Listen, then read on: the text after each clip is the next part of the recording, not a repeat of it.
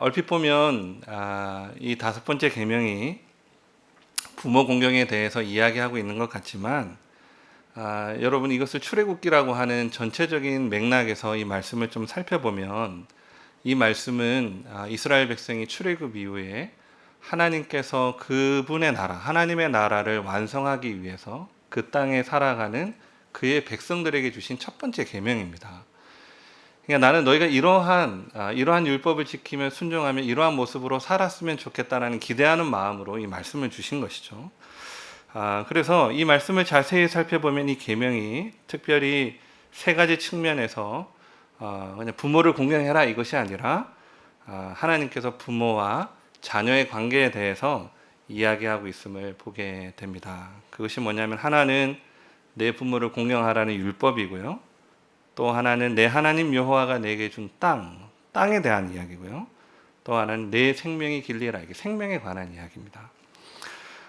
먼저 여러분 이스라엘 백성의 이 자녀들이 어떻게 태어나게 되죠? 부모가 생명을 주어서 태어나게 됩니다. 그래서 부모는 이제 아이에게 생명을 주 아이가 태어나게 되면 부모가 해야 할 일이 있는데요. 그것이 뭐냐면 오늘 우리 장로님께서도 잠깐 기도해 주셨지만 말씀을, 그러니까 율법을 아이들에게 가르치는 의무가 부모에게 주어지게 됩니다. 그래서 하나님이 오늘 말씀하시는 이 10가지 계명, 특별히 부모를 공경하라는 계명도 아이에게 가르치게 되는 것이죠. 그리고 그 아이가 이제 20세가 되어서 나이가 자라게 되면 부모는 그 아이에게 무엇을 주게 되죠? 땅을 주게 됩니다. 땅을. 그리고 그 땅을 상속받는 아이들은 이제 열심히 부모에게 하나님의 말씀을 배운 대로 부모를 어떻게 하냐면 봉양하게 됩니다. 먹을 것을 주게 되고요, 입을 것을 주게 되고 또 농사에서 얻은 소출을 부모에게 드립니다. 그렇게 되면 당연히 이제 부모의 생명이 길어지게 되는 것이죠. 근데 그것을 누가 보고 배우고 자라게 됩니까? 자녀들이 그 모습을 보게 되는 것입니다. 그래서 그 부모가 역시 자녀에게 가르쳐 준 대로 그 자녀들도 장성하게 되면 아이들을 하나님의 말씀으로 가르치게 되고 부모를 하나님의 말씀, 내 부모를 공경하라는 이 말씀에 따라서 부모를 이제 봉양하게 되는. 그래서 결국은 순환적인 말씀이에요. 자녀는 자식들에게 하나님의 부모를 공경하라는 말씀을 가르치고 자녀는 부모를 봉양하게 되고 부모는 생명이 길어지게 되는 이 사이클이 계속 반복됨으로써 결국은 어떻게 됩니까? 이 말씀에 순종하는 사람은 그 자신뿐만 아니라 그 부모로부터 자녀에 이르기까지 대대손손 생명이 길어짐으로써 오랫동안 하나님을 섬기는 복을 그 가정이 누리게 되는 것입니다. 그래서 신명기 6장 1절에서 2절에 보면 하나님께서 이 십계명을 주신 목적에 대해서 이야기하시면 이런 이야기를 하십니다. 이는 곧 너희 하나님 여호와께서 너희에게 가르치라고 명하신 명령과 규례와 법도라. 너희가 건너가서 차지할 땅에서 행할 것이니 곧 너와 내 아들과 내 손자들이 평생에 내 하나님 여호와를 경외하며 내가 너희에게 명한 그 모든 규례와 명령을 지키게 하기 위한 것이며 또 내 나를 장구하게 하기 위한 것이라. 결국 하나님께서 이 계명을 주신 목적이 뭐냐 하면 나는 너희 혼자뿐만이 아니라 너희 자녀들, 너희 부모에 이르기까지 모든 세대가 더불어서 생명이 길어져 내가 허락한 그 땅에서 하나님을 오랫동안 섬기며 행복하기를 원한다라는 그러한 기대를 담고 하나님께서 오늘 이 계명을 주고 계신 것입니다. 그러므로 사랑하는 여러분, 오늘 내 부모를 공경하라 그리하면 내 하나님 여호와가 내게 준 땅에서 내 생명이 길리라라는 이 말씀 안에는 하나님이 우리 모든 세대가 더불어서 하나님을 섬기기를 원한다라는 하나님의 소원이 이 말씀 가운데 담겨 있는 것입니다. 그래서 여러분 오늘 예배 드리러 오신 분들 가운데 가족이 아니신 분들이 있습니다. 3대가 다 하나님을 주인으로 모시고 있다면 지금 예배를 드리고 있는 이 순간 여러분의 자녀들도 혹은 이 교회에서 혹은 다른 교회에서 예배를 드리고 여러분의 부모님 역시 어머니도 아버지도 다른 교회에서 혹은 이곳에서 함께 하나님을 주인으로 섬기고 있다면 하나님께서 오늘 이 십계명 가운데 5번째 계명을 주신 이 하나님께서 이 계명을 주실 때에 하나님이 가지셨던 그 꿈이 지금 이 땅 가운데 실현되고 있는 것이라고 할 수 있는 것이죠. 잘하고 있는 것입니다. 그러나 안타깝게도 오늘 나는 여기에 나와 하나님을 예배하고 있지만 혹시 여러분의 부모님은 집에 계신다든지 아니면 여러분의 자녀들은 놀러를 갔다든지 그렇게 해서 3대가 다 하나님을 섬기고 있지 않다면 우리는 어떻습니까? 이 계명 앞에서 하나님이 이스라엘 백성들에게 이 계명을 주실 때에 기대하셨던 꿈으로부터 우리가 조금은 멀리 떨어져 있다라고 생각해야 한다는 것이죠. 그러면 오늘 하나님께서 내 부모를 공경하라 그리하면 내가 준 땅에서 내 생명이 길리라고 하실 때에 오늘 성경이 우리에게 요구하는 이 부모 공경에 대한 1차적인 의미는 너무나도 명확합니다. 그것이 뭐죠? 부모에게 순종하고 부모를 기쁘게 하고 부모를 멸시치 않고 성경의 여러 가지 명령에 순종하는 것도 중요하지만 가장 너희에게 선행돼야 될 것은 우리가 정말 부모를 공경하라는 이 말씀에 순종하고자 한다면 네가 지금 이 예배의 자리에 나와서 하나님을 주인으로 섬기고 있듯이 특별히 너희 가장 가까이 있는 부모님 역시 하나님을 주인으로 모시고 살도록 해야 되는 그 소명이 우리에게 있음을 보여주고 있는 것입니다. 보통은 목회자들은 부모님이 장로님이거나 목사님인 경우가 참 많습니다. 그러나 저는 믿지 않는 집안에서 태어났기 때문에 오늘 이제 목사님이 인도하신 부모님 은혜에 관한 이런 찬송을 들을 때마다 어렸을 때부터 잘 공감되지 않았어요. 왜냐하면 부모님은 기도하시는 분도 아니고 부모님은 저를 위해서 성경을 읽어주신 적도 없고 교회 가자고 이야기만 하면 밥상을 얻거나 저를 혼내셨던 분이기 때문에 이 찬송을 부를 때마다 마음이 무거웠습니다. 그런데 제가 고등학교 2학년 때 회심하고 나서 이 찬송을 부를 때마다 저는 꿈꿨어요. 무엇을 꿈꿨을까요? 하나님, 저도 부모님과 신앙에 관한 이야기를 하고 싶습니다. 하나님, 저도 교회에서 어버이날 되면 카네이션을 달아낼 때 우리 부모님도 왔으면 좋겠습니다. 하나님, 저도 우리 부모님도 예수 믿는, 그래서 함께 집에서 밥 먹을 때 소리내서 기도해도 밥그릇이 날아오지 않는 그러한 가정생활을 하고 싶습니다. 이런 기도를 했었던 적이 있습니다. 이제 저희 아버님은 부모님은 이제 예수 믿은 지 한 3년 정도 되어 가는데요. 전도하는 것이 너무나 힘들었습니다. 왜냐하면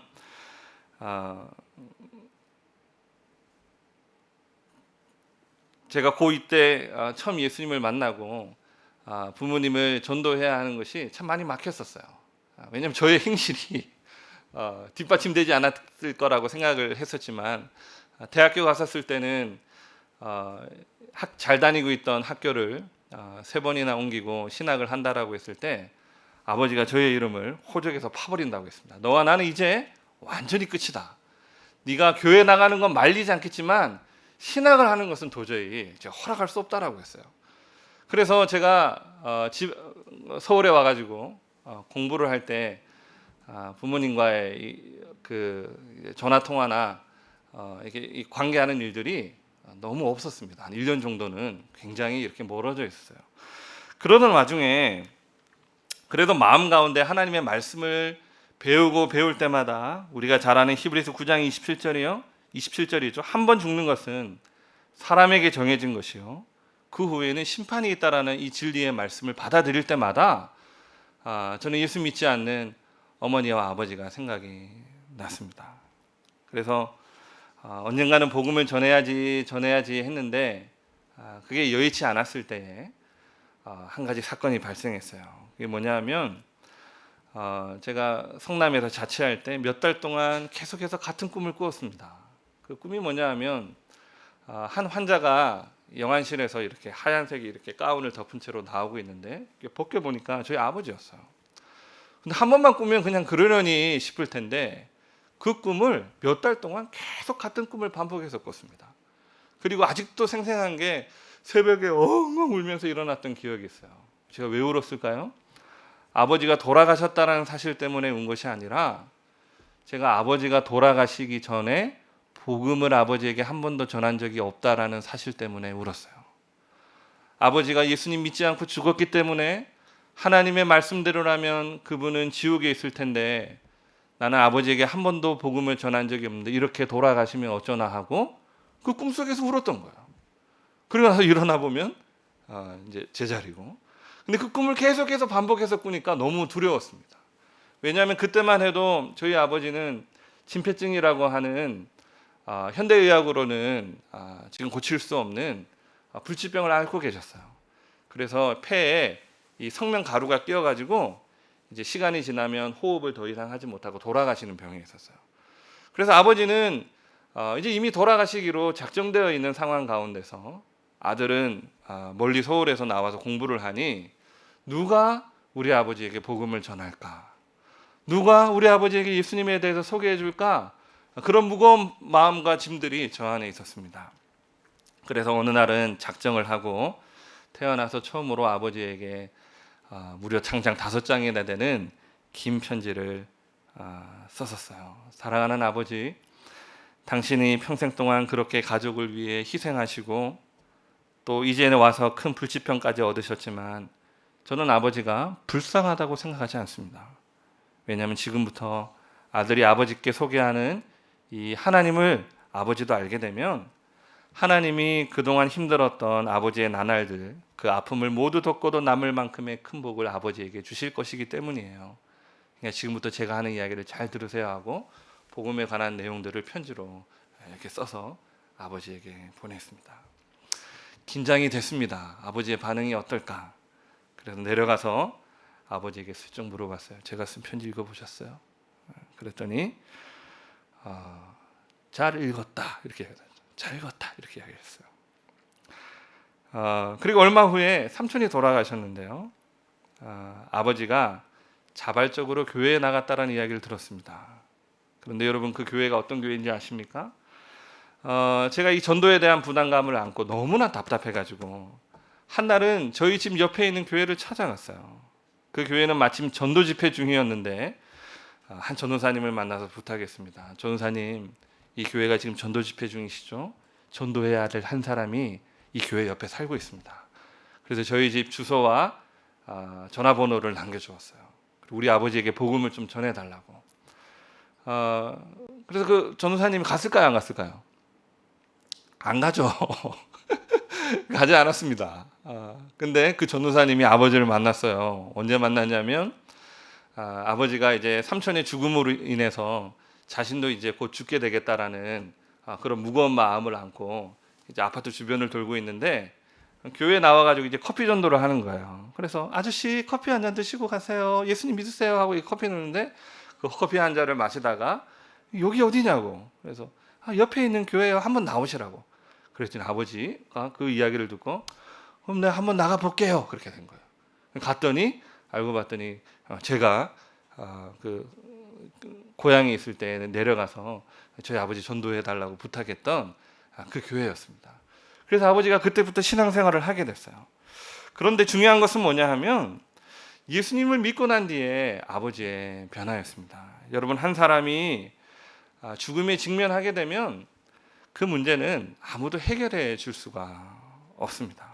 그래서 보통 그 장애인 복지공단에서 이런 진폐증 환자들에게는 장애 급수가 떨어질 때마다 몸이 안 좋아지면 장애 급수가 떨어지겠죠. 그때마다 이제 공문 편지 같은 게 한두 개 계속 날라와요. 6급일 때, 5급일 때, 4급일 때, 3급일 때 계속 날라옵니다.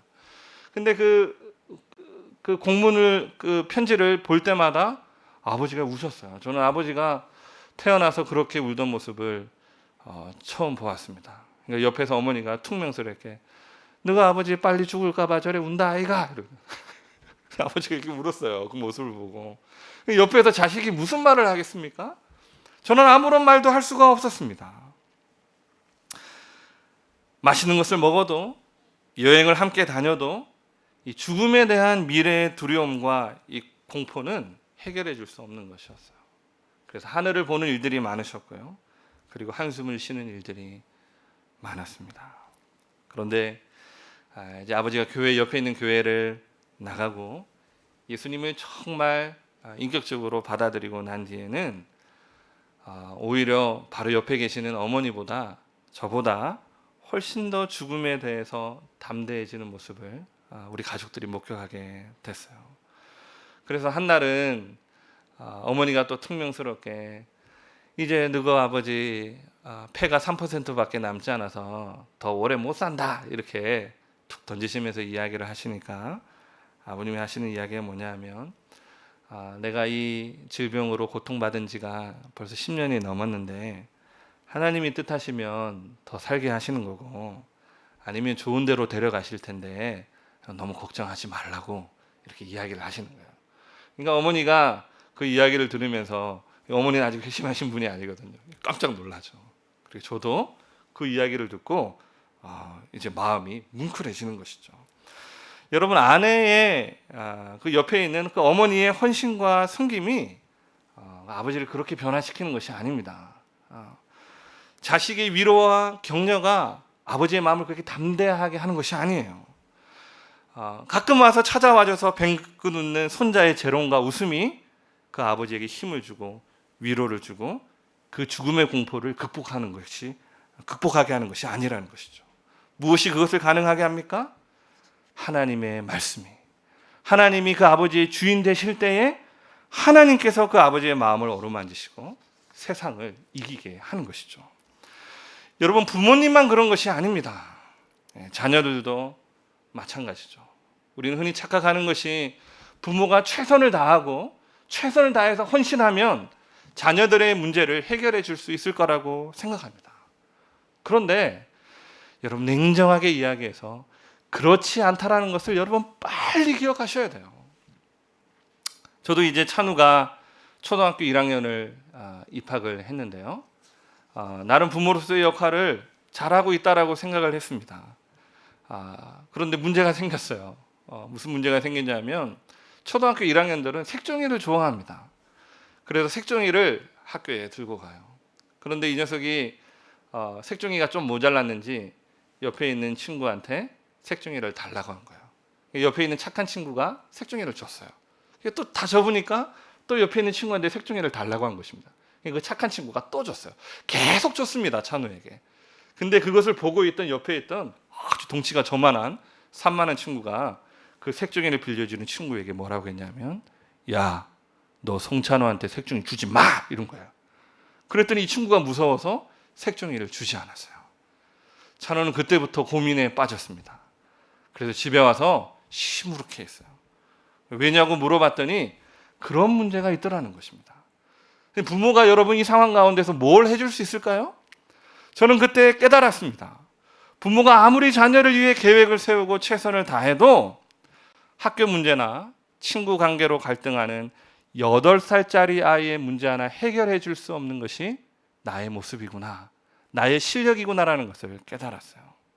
여러분 부모가 아무리 자녀에게 헌신한다고 해도 여러분 광야와 같은 세상에서 가정 문제와 직장 문제와 여러 가지 사업 문제로 신음하고 갈등하는 자녀들의 고민과 아픔을 여러분 우리가 해결해 줄 수가 없습니다. 여러분 그 일은 누구만 해결해 줄 수 있습니까?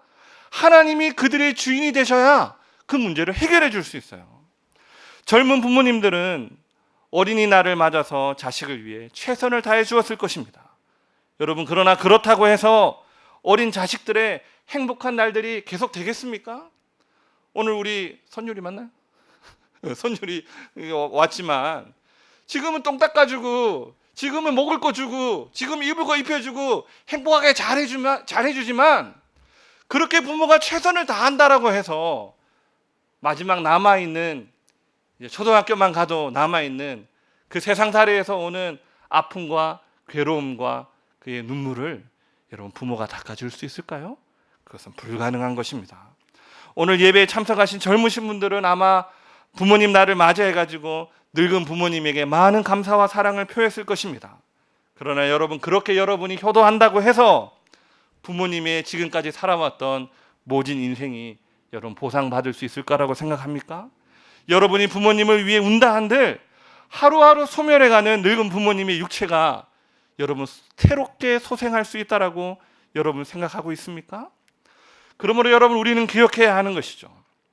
고단한 세상 속에서 우리의 부모님과 자녀들의 문제를 책임져 주고 그들이 흘릴 눈물을 평생 닦아주실 분은 내가 아니라는 것입니다. 부모가 아니요 자식이 아니라는 것이죠. 한스러운 세월 우리 부모님의 눈물을 닦아주실 분, 기력이 다하여 우리 부모님의 코끝에서 호흡이 멎는 순간에도 영원히 함께해 주실 분, 내가 죽더라도 내가 아니라 내 자식들을 위해 평생 울어주실 분은 누구밖에 없어요? 하나님밖에 없다는 사실을 우리가 기억해야 하는 것이죠. 그러면 여러분, 가정의 날을 맞이한 오늘 우리는 기억해야 합니다. 여러분의 부모님은 내가 아니라 여러분의 부모님은, 여러분의 어머니는, 여러분의 아버지는 이 하나님을 주인으로 섬기고 있는가?